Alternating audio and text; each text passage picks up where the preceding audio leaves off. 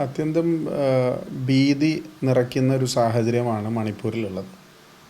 42 ദിവസത്തിലധികമായി ഒരു ഭരണകൂടത്തിൻ്റെ പരിപൂർണമായ പിന്തുണയോടുകൂടിയാണ് ഈ അക്രമ പ്രവർത്തനങ്ങൾ നടക്കുന്നത് എന്ന് ഞങ്ങൾ പറയാൻ കാരണം, കേന്ദ്ര സേനകൾക്കോ സംസ്ഥാന സേനകൾക്കോ ഈ 42 ദിവസമായി ഈ അക്രമങ്ങളും കലാപങ്ങളും അടിച്ചമർത്താൻ സാധിച്ചിട്ടില്ല എന്നുള്ളത് തന്നെയാണ്.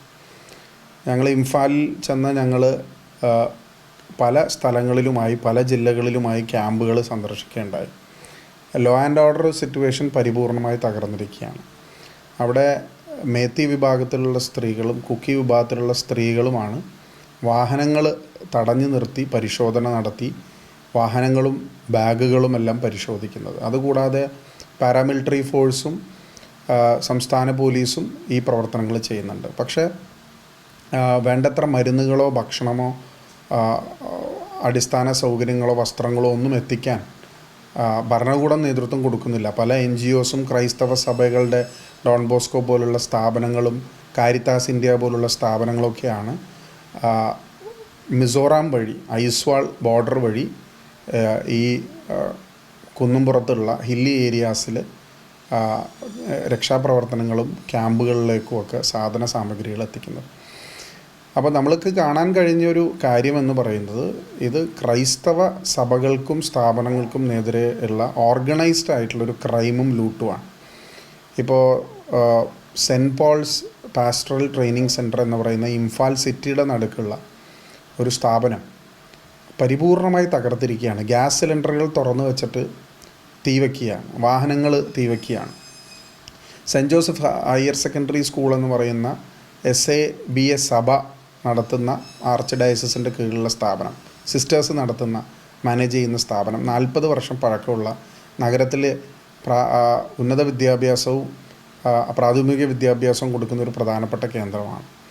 അവിടെ എല്ലാം രാത്രി സമയങ്ങളിൽ റാപ്പിഡ് ആക്ഷൻ ഫോഴ്സിൻ്റെ സാന്നിധ്യത്തിൽ പോലും മോബ് ചെന്നിട്ട് ബോംബ് എറിയുക, അവിടേക്ക് കല്ലുകൾ വലിച്ചെറിയുക, സ്ഥാപനത്തിലേക്ക് അരച്ച് കയറാൻ ശ്രമിക്കുക, ഇതെല്ലാം ഒരു വളരെ സ്വാഭാവികമായി നടക്കുന്ന ഒന്നാണ്. ക്രൈം സിറ്റുവേഷനിലേക്ക് പോലീസോ മിലിറ്ററി ഫോഴ്സസോ എത്തുന്നില്ല എന്നുള്ളത് മാത്രമല്ല, ക്രൈം സീനിലേക്ക് അവരെ നിയന്ത്രിക്കാൻ വേണ്ടി യാതൊരു നടപടിയും എടുക്കുന്നില്ല. 4000-ഓളം ആംസ് ആൻഡ് അമ്യൂണിഷൻസ് സംസ്ഥാന പോലീസിൻ്റെ ഭാഗത്തു നിന്ന് അവിടുത്തെ മോബ് വന്ന് എടുത്തുകൊണ്ട് പോയി. അതിനെതിരെ ഒരു ചെറുവിരൽ അനക്കാൻ പോലും ഭരണകൂടം തയ്യാറായില്ല.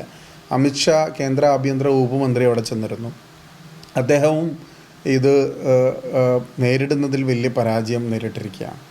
അപ്പോൾ ഞങ്ങൾ മനസ്സിലാക്കിയത്, BJP എന്ന ഭരിക്കുന്ന രാഷ്ട്രീയ പാർട്ടിയിൽ തന്നെയുള്ള പ്രധാനപ്പെട്ട MLA-മാർക്കും, അത് മേത്തി ക്രിസ്ത്യൻ വിഭാഗത്തിലുള്ള MLA-മാർക്ക്, കുക്കി ക്രിസ്ത്യൻ വിഭാഗത്തിലുള്ള MLA-മാർക്കും അവർ തിരിച്ച് അവരുടെ സ്വന്തം മതത്തിലേക്ക് വരണം, അല്ലെങ്കിൽ അവർ മതം മാറണം എന്നുള്ളതാണ് മുഖ്യമന്ത്രി തന്നെ നേരിട്ട് ആവശ്യപ്പെടുന്നത്. ബിരേൻ സിംഗ് മന്ത്രിസഭയിലുള്ള മന്ത്രിമാർക്കോ MLA-മാർക്കോ പോലും അവരുടെ ഭരണത്തിലുള്ള വിശ്വാസം നഷ്ടപ്പെട്ടതായി ഈ ജനപ്രതിനിധികൾ ഞങ്ങളോട് നേരിട്ട് പറഞ്ഞതാണ്.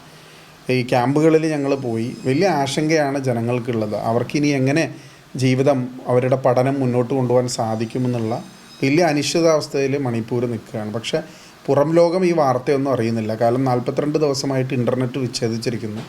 അവിടെ നടക്കുന്നത് അവിടുത്തെ ജേർണലിസ്റ്റുകൾ കൃത്യമായി റിപ്പോർട്ട് ചെയ്യുന്നില്ല. പുറം ലോകം ഈ വിഷയങ്ങൾ അറിയുന്നില്ല എന്നുള്ളതാണ് ദൗർഭാഗ്യകരമായൊരു സ്ഥിതിവിശേഷം. ജനങ്ങൾക്ക് ഭരണത്തിലുള്ള വിശ്വാസം നഷ്ടപ്പെട്ടു.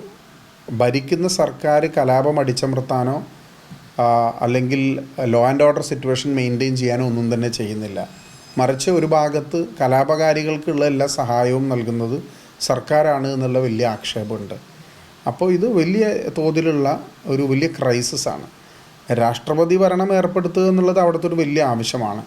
സെപ്പറേറ്റ് അഡ്മിനിസ്ട്രേഷൻ ഹില്ലി ഏരിയാസിലുള്ള ആളുകൾക്ക് വേണമെന്നുള്ളത്, ഗ്രേറ്റർ നാഗാലാൻഡ്, ഗ്രേറ്റർ മിസോറാം എന്നുള്ളത് SOS എന്ന് പല സ്ഥലങ്ങളിലും സ്പ്രേ പെയിൻറ്റ് ചെയ്തിരിക്കുന്നത് ഞങ്ങൾ കണ്ടു.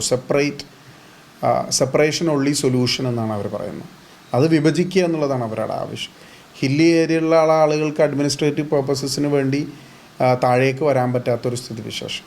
അപ്പോൾ ഇത് ഒരു വലിയ പ്രതിസന്ധിയാണ്. ഒരു രാജ്യത്തെ സംബന്ധിച്ച് ഒരു വലിയ പ്രതിസന്ധിയാണ്. അവിടുത്തെ ജനങ്ങളുടെ ജീവനും സ്വത്തിനും സംരക്ഷണം നൽകാൻ ഒരു ഭരണകൂടം പരാജയപ്പെട്ടിരിക്കുകയാണ്. അതിന് ഏറ്റവും ഉചിതമായത് പ്രസിഡന്റ് ഭരണമാണെങ്കിൽ തീർച്ചയായിട്ടും അത് തന്നെ വരണം. അല്ല, ഞങ്ങളിത് വളരെ ഗൗരവത്തോടു കൂടി ഈ വിഷയം പാർലമെൻറ്റിൽ അവതരിപ്പിക്കാനും ജനങ്ങളുടെ ശ്രദ്ധയിൽ കൊണ്ടുവരുവാനും അതുപോലെ പ്രധാനമന്ത്രി, ആഭ്യന്തര വകുപ്പ് അവർക്കൊക്കെ ഇത് അറിയാമെങ്കിലും കൂടുതലായിട്ടുള്ള ഞങ്ങളുടെ സഹപ്രവർത്തകർക്ക് ഇത് മനസ്സിലാക്കി കൊടുക്കാനുള്ള പരിശ്രമമാണ് ഞങ്ങൾ നടത്തുന്നത്. അതിൽ MP മാരെന്നുള്ള രീതിയിൽ ജനങ്ങൾ ഞങ്ങളോട് ആവശ്യപ്പെട്ടിട്ടുള്ളതും അത് തന്നെയാണ്.